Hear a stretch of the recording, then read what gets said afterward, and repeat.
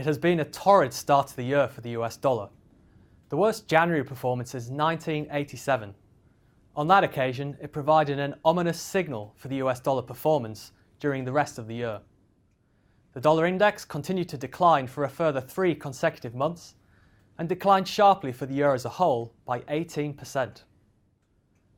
Recent price action supports our outlook for a weaker dollar this year, although it does challenge our view that further weakness was likely to prove more modest than last year.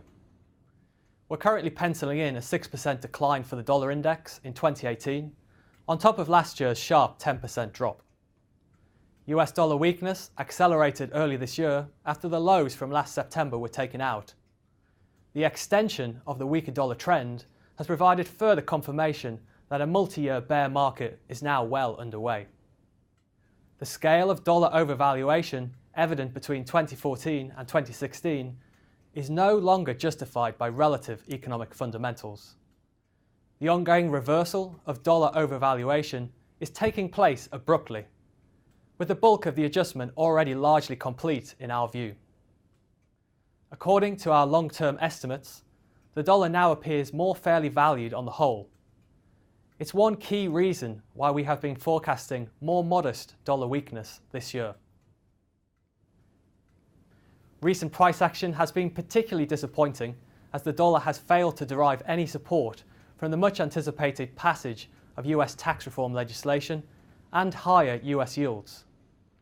We have seen the correlation between the performance of the dollar and yield spreads completely break down since late last year. Dollar weakness early this year appears to have been driven more by the repricing of a higher US political risk premium.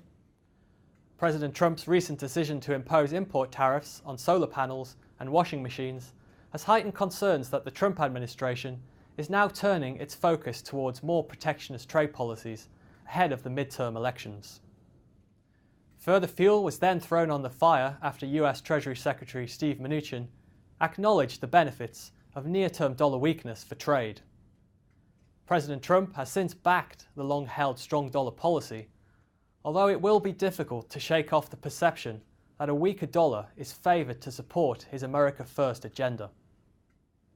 However, one should not simply assume that the dollar will continue to weaken in a straight line throughout this year. The emergence of more compelling evidence of stronger US wage growth could introduce some much-needed two-way risk back into US dollar pricing. A further shake-up could be in the offing at the March FOMC meeting, if the Fed challenges the current consensus view that rate hikes will remain gradual in the coming years.